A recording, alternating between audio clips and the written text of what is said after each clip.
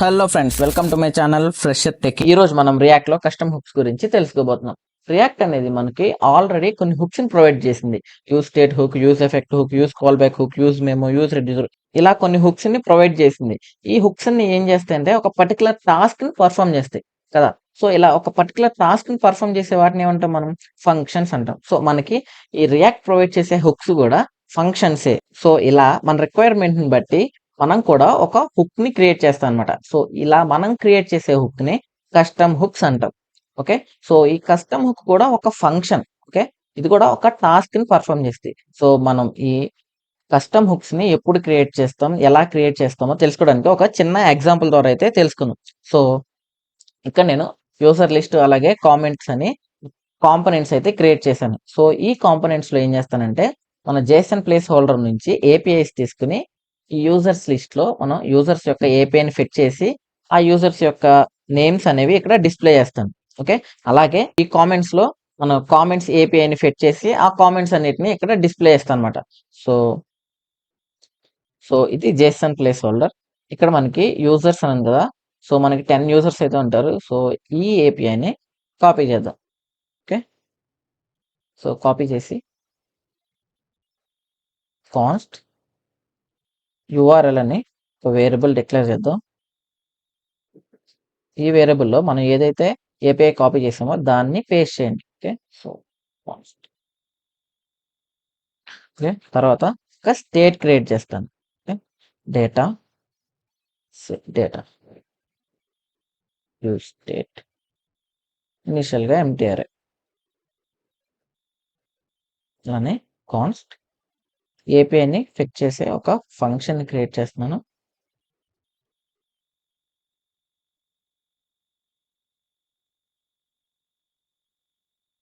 Const response equals to wait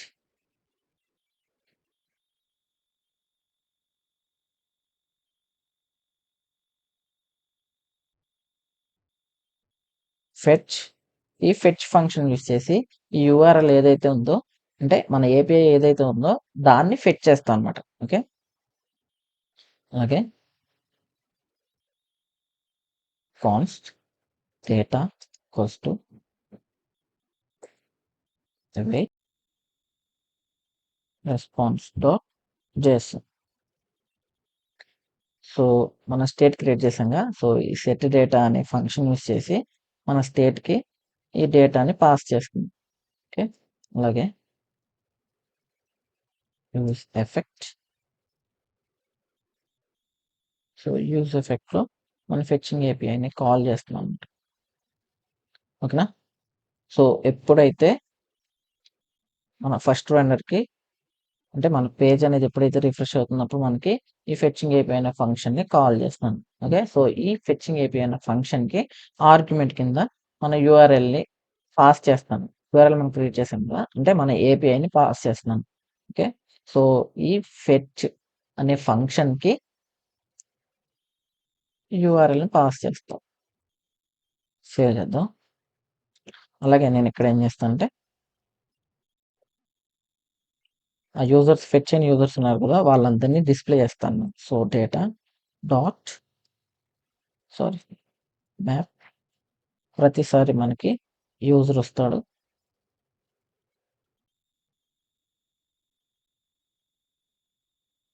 so మనం ఏం return చేస్తాం అంటే లైలో user dot name. Okay, so key వచ్చేసరికి యూజర్ డాట్ ఐడి. చూసారు కదా మనకి యూజర్స్ అయితే ఫెచ్ చేయరు. చూసారు కదా యూజర్స్ అయితే ఫెచ్ చేయరు. సో ఇలానే మనం కామెంట్స్ని కూడా ఫెచ్ చేద్దాం.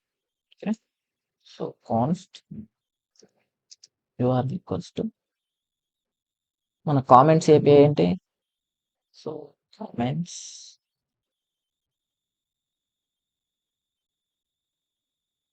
సో ఫస్ట్ స్టేట్ క్రియేట్ చేయాలి. Data set data use state ఇనిషియల్గా మనకి ఎంటీఆర్. ఓకే, అలాగే కాన్స్ట్ ఫెచ్చింగ్ ఏపీఐ అని ఫంక్షన్ క్రియేట్ చేస్తాం. ఈ ఫంక్షన్ యూస్ చేసి మనం ఏపీఐని ఫెచ్ చేస్తాం. Okay, response synchronous operation perform చేస్తాం కాబట్టి sync wait fetch function use చేసి మనం ఏపీఐని అయితే ఫెచ్ చేస్తాం.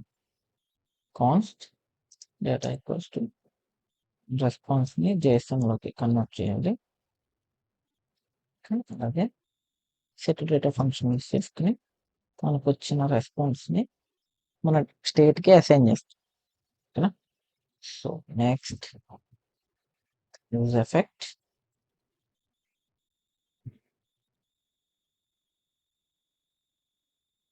సో యూజ్ ఎఫెక్ట్లో మనం ఏదైతే ఫంక్షన్ని రాసామో ఆ ఫంక్షన్ని కాల్ చేస్తాం.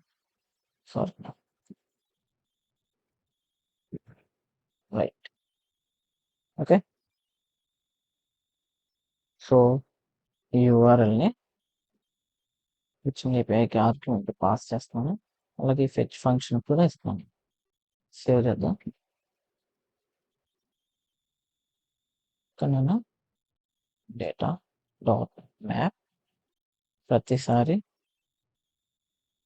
మనకు ఒక కామెంట్ అయితే వస్తుంది. ఓకే, సో మనం ఏం రిటర్న్ చేస్తున్నాం అంటే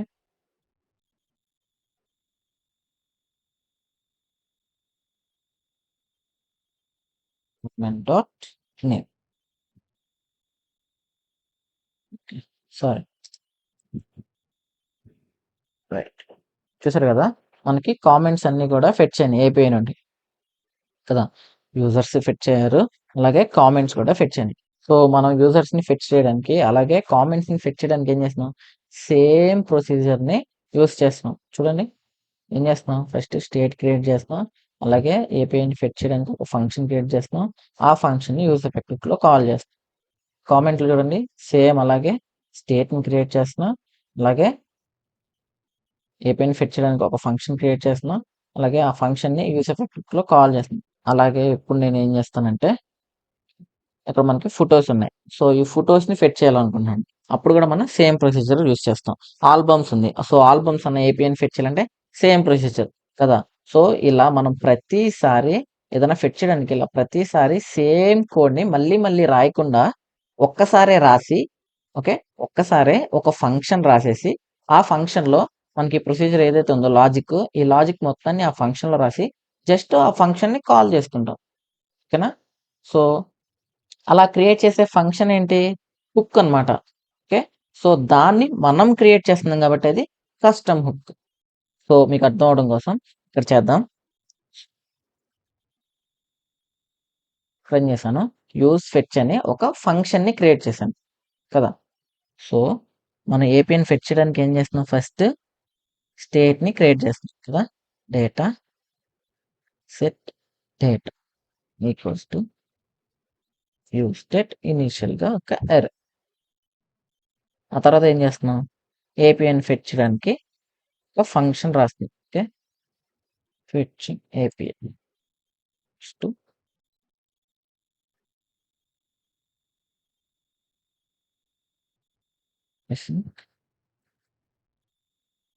const response history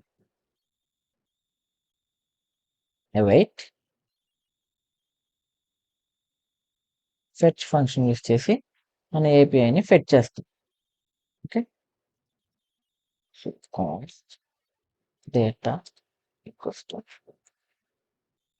await మనకు వచ్చిన రెస్పాన్స్ ని JSON లో కన్వర్ట్ చేస్తాం. అలాగే మనం క్రియేట్ చేసిన స్టేట్ కి మనకు వచ్చిన డేటాని పాస్ చేస్తాం. నెక్స్ట్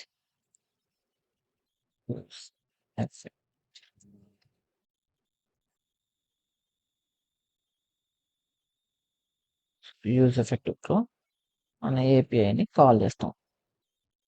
సారీ, మన ఏపీఐ ఫెచ్ చేసే ఫంక్షన్ ని కాల్ చేస్తాం. ఓకేనా? అలాగే మనకి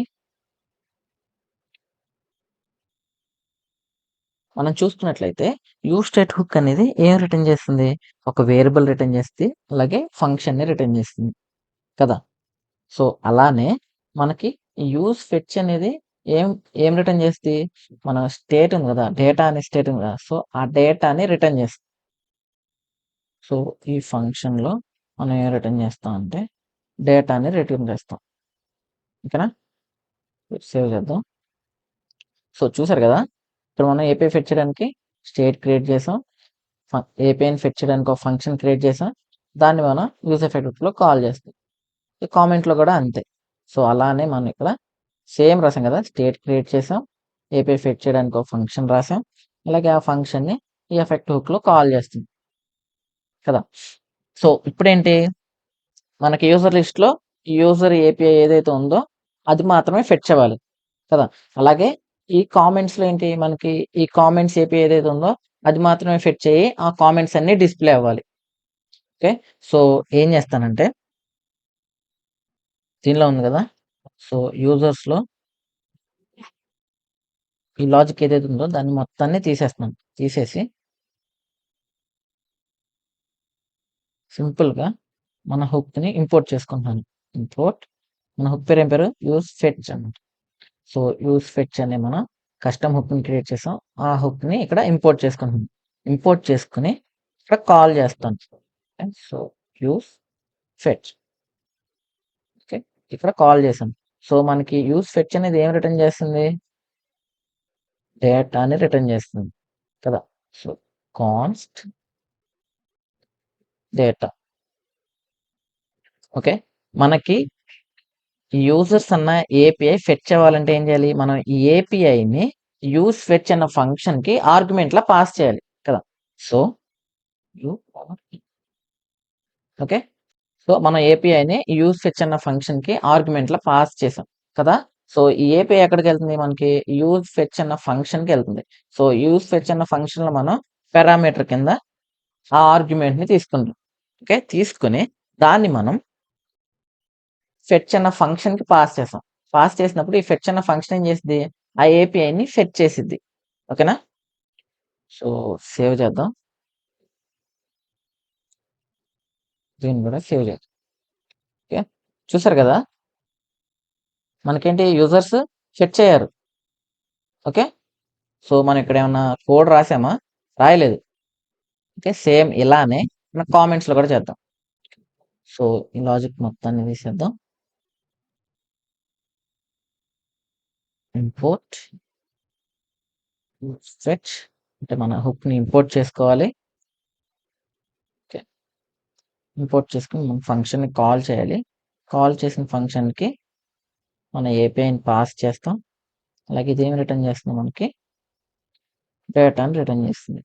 ఓకే. చూసారు కదా! మనకి కామెంట్స్ కూడా సక్సెస్‌ఫుల్‌గా ఫెచ్ అయినాయి. సో, మన ఈ కామెంట్స్ కాంపోనెంట్‌లో కూడా ఏమన్నా ఫెచ్ చేయడానికి కోడ్ రాసామా? రాయలేదు. ఈ ఫెచ్ చేయడానికి మనం లాజిక్ మొత్తం ఎక్కడ రాసాం? యూజ్ ఫెచ్ అని ఒక ఫంక్షన్ క్రియేట్ చేసి, ఆ ఫంక్షన్‌లో లాజిక్ మొత్తం రాసి, మనం ఆ ఫంక్షన్‌ని జస్ట్ మన కాంపోనెంట్స్‌లో ఇంపోర్ట్ చేసుకొని, దాన్ని కాల్ చేసి, దానికి మన ఏపీఐ ఏదైతే ఉందో దాన్ని ఆర్గ్యుమెంట్‌లు పాస్ చేస్తుంది కదా! ఆ పాస్ చేసిన ఆర్గ్యుమెంట్ అనేది ఈ ఫంక్షన్ పారామీటర్‌గా తీసుకొని, ఆ పారామీటర్‌ని మన ఫెచ్ అన్న ఫంక్షన్ ఫెచ్ చేస్తుంది. సో, ఆ విధంగా మనకి డేటా అనేది ఫెచ్ అవుతుంది. ఫర్ ఎగ్జాంపుల్ ఇక్కడ ఇప్పుడు ఈ డేటా ఫెచ్ అయ్యేలోపు మనకు లోడింగ్ అని కనపడాలనుకో.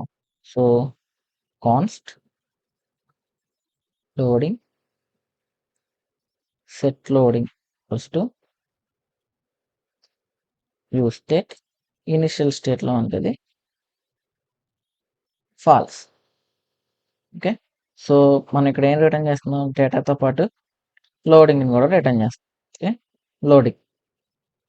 సో, ఎప్పుడు మనకి సెట్ లోడింగ్ అనేది ట్రూ అవ్వాలి? సో, పై క్యాచ్‌లో మనం రాద్దాం.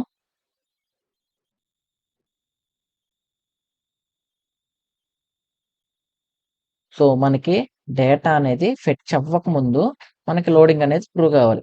ఓకేనా? అంటే డేటా ఫెచ్ అవ్వకముందు మనకి లోడింగ్ అని కనపడాలి కదా! So, set loading true. Okay.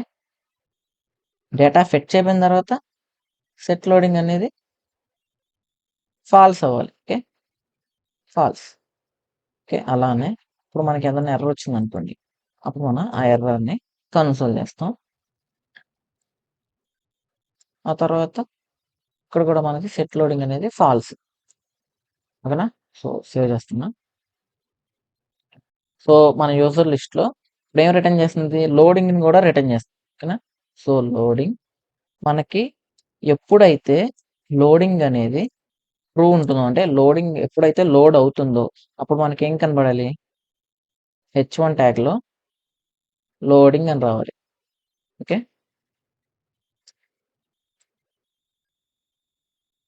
లేకపోతే అంటే లోడింగ్ అయిపోయిన తర్వాత మనకి ఫెచ్చింగ్ అయిపోయిన తర్వాత మనకి యూజర్స్ అనేవి లిస్ట్ అవ్వాలి. చూసారు కదా! ఇప్పుడు నేను రిఫ్రెష్ చేస్తాను. చూడండి లోడింగ్, అలాగే యూజర్స్ అనేవాళ్ళు కనబడుతున్నారు. యూజర్స్ ఫెచ్ అయ్యే ముందు లోడింగ్ అని కనబడుతుంది. యూజర్స్ ఫెచ్ అయిన తర్వాత మనకి యూజర్స్ ఎవరైతే ఫెచ్ అయ్యారో వాళ్ళ డీటెయిల్స్ కనబడుతుంది కదా! సేమ్ ఇలానే మన కామెంట్ కాంపోనెంట్‌లో కూడా చేద్దాం. సో, ఎప్పుడైతే లోడింగ్ అనేది ట్రూ ఉంటదో అప్పుడు మనకి హెచ్1లో లోడింగ్ అని కనబడాలి. ఓకే. సో, సేవ్ చేద్దాం. చూసారు కదా! మనకి కామెంట్స్ అయితే వచ్చేసింది. సో, ఇప్పుడు రిఫ్రెష్ చేస్తాను. చూడండి. మనకి లోడ్ అయినప్పుడు లోడింగ్ అని వస్తుంది. లోడ్ అయిన తర్వాత మనకి లోడింగ్ అనేది పోయి ఏదైతే ఫెచ్ అయిందో డేటా, ఆ డేటా అనేది కనబడుతుంది కదా! సో, ఇలా మనం ఎప్పుడైనా ఫెచ్ చేయాలంటే ఇప్పుడు నేను పోస్ట్ ఫెచ్ చేయాలనుకో, సేమ్ ఈజీ సేమ్ ప్రాసెస్ ఎందుకంటే నేను ప్రతిసారి ఈ ఫెచ్ అయ్యే లాజిక్ ఏదైతే ఉందో దాన్ని రాయవసరం లేదు. ఎందుకంటే దాన్ని ఆల్రెడీ ఒక హుక్‌లో రాసాను. అంటే ఒక ఫంక్షన్‌లో రాసేసాను. ఓకే. నేను పోస్ట్స్ కావాలనుకుంటే ఏం చేస్తా? చూడండి, ఇక్కడ నేను పోస్ట్స్‌ని క్రియేట్ చేస్తా. Okay. So, post dot JS అని ఒక ఫైల్ క్రియేట్ చేశాను. సో, ఈ పోస్ట్ నేను మన యాప్‌లో కూడా పెడతాను. ఓకే. సో, యాప్‌కి ఇంజెక్ట్ చేస్తాను. Post post from కాంపోనెంట్స్‌లో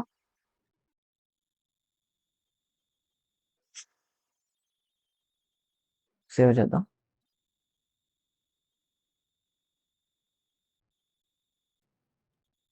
okay. మనకు కామెంట్స్ ఉన్నాయి. ఆ తర్వాత లాస్ట్‌లో చూసారు కదా! పోస్ట్స్ ఉన్నాయి. సో, మీకు పోస్ట్స్ ఇంకా క్లారిటీగా కనబడడానికి హెచ్1లో పోస్ట్ అని పెడతాను. ఓకే. ఇక్కడ పోస్ట్స్ అని అయితే వచ్చింది. So, posts. మామూలుగా మనం ఫెచ్ చేయాలంటే ఏంటి? మనం స్టేట్ క్రియేట్ చేయాలి. అలాగే ఫెచ్చింగ్ చేయడానికి ఒక ఫంక్షన్ క్రియేట్ చేయాలి. ఆ ఫంక్షన్‌ని ఎఫెక్ట్ హుక్‌లో కాల్ చేయాలి కదా! ఇది ప్రాసెస్. సో, ఆల్రెడీ మనం దాన్ని రాసేసాం. ఒక ఫంక్షన్ క్రియేట్ చేసి దానిలో రాసాం. అంటే మనం ఒక కస్టమ్ హుక్‌ని క్రియేట్ చేసాం. మనం ఇక్కడేంటి ఇప్పుడు, సో, ఇప్పుడు మనం పోస్ట్స్‌ని ఫెచ్ చేయాలంటే మనం జస్ట్ మన కస్టమ్ హుక్‌ని కాల్ చేసుకుంటే సరిపోద్ది కదా! So, import use fetch, import చేసుకున్న యూజ్ ఫెచ్‌ని, అలాగే ఇంపోర్ట్ చేసుకున్న యూజ్ ఫెచ్‌ని కాల్ చేస్తాం. కాల్ చేసి మనం దీనికి యూఆర్ఎల్ పాస్ చేయాలి కదా! ఆర్గ్యుమెంట్ కింద. సో, హ్మ్. ఏం తీసుకున్నాం? పోస్ట్స్ తీసుకున్నాం. ఓకే. సో, ఈ పోస్ట్స్‌లో టైటిల్ ఉంది కదా! సో, ఈ టైటిల్‌ని చూపిద్దాం. సో, ఏపీ తీసుకున్నాను. Const water first. సో, ఆ యూఆర్ఎల్‌ని దీనికి పాస్ చేస్తున్నాను ఆర్గ్యుమెంట్ కింద. సో, యూజ్ ఫెచ్ అనేది ఏం రిటర్న్ చేస్తుంది మనకి? డేటాను రిటర్న్ చేస్తుంది. అలాగే లోడింగ్ అవుతుందా లేదా అని కూడా రిటర్న్ చేస్తుంది కదా! ఇప్పుడు నేను ఇక్కడ సేమ్ లోడింగ్ అవుతుందనుకోండి. లోడింగ్ అయితే హెచ్1లో లోడింగ్ అని వచ్చింది. ఓకే. లేకపోతే సారీ,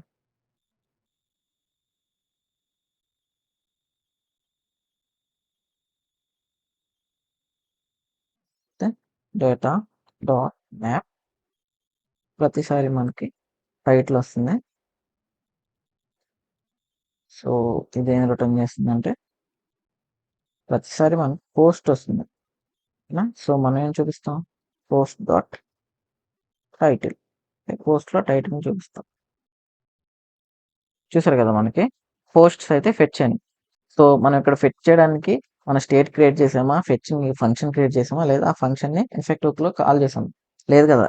ఎందుకు, మనం ఆల్రెడీ ఆ లాజిక్ మొత్తాన్ని ఒక ఫంక్షన్లో రాసేసి దాన్ని జస్ట్ కాల్ చేసుకుంటున్నాం కదా. సో దాన్ని జస్ట్ కాల్ చేసుకుంటున్నాం ఇక్కడ. సో ఈ కామన్ లాజిక్ ని కలిగిన ఫంక్షన్ ఏదైతే ఉందో ఇదే హుక్ అనమాట. ఓకే, ఫంక్షన్ అంటే ఏంటి, ఒక పర్టికులర్ టాస్క్ ని పర్ఫామ్ చేస్తుంది.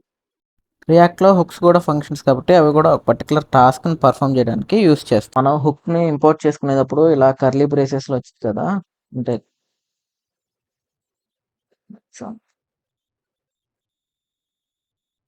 స్టేట్ ఇలా కర్లీ బ్రేసెస్ లో ఉంటాయి కదా హుక్స్ అనేవి ఇంపోర్ట్ చేసుకునేటప్పుడు. మరి నువ్వు ఇంపోర్ట్ చేసుకునేటప్పుడు నార్మల్ గా ఉన్నాయి ఏంటి అంటే, రియాక్ట్ లో ఆ ఫంక్షన్స్ అన్ని ఎక్స్పోర్ట్ చేసేటప్పుడు నేమ్డ్ ఎక్స్పోర్ట్స్ యూస్ చేస్తారు కాబట్టి మనం ఇంపోర్ట్ చేసేటప్పుడు కర్లీ బ్రేసెస్ యూస్ చేస్తాం. మీకు కూడా అలా కర్లీ బ్రేసెస్ ఇంపోర్ట్ చేసుకోవాలంటే ఏం చేయాలంటే, ఫస్ట్ ఈ ఎక్స్పోర్ట్ డిఫాల్ట్ ఉంది కదా, సో దీన్ని తీసేసి ఎక్కడైతే మనం ఫంక్షన్ డిక్లేర్ చేసామో అక్కడే దాన్ని ఎక్స్పోర్ట్ చేయండి. Okay, export default. మనం ఇంపోర్ట్ చేసినప్పుడు కూడా కర్లీ బ్రేసెస్ పెట్టండి.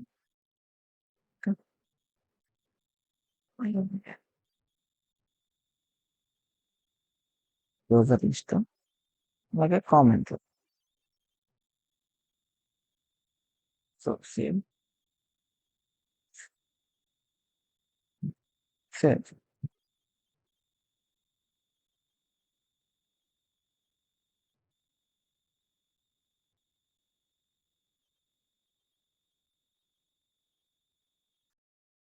ఇప్పుడు మనం ఏంటి హుక్స్ని ఎలా ఇంపోర్ట్ చేసుకుంటామో సేమ్ అలానే ఇంపోర్ట్ చేసుకుని యూజ్ చేస్తాం. హోప్ మీ అందరికీ ఈ కస్టమ్ హుక్స్ అని అర్థమైంది అనుకుంటున్నాను. నచ్చితే లైక్ చేయండి, షేర్ చేయండి, and don't forget to hit the subscribe button.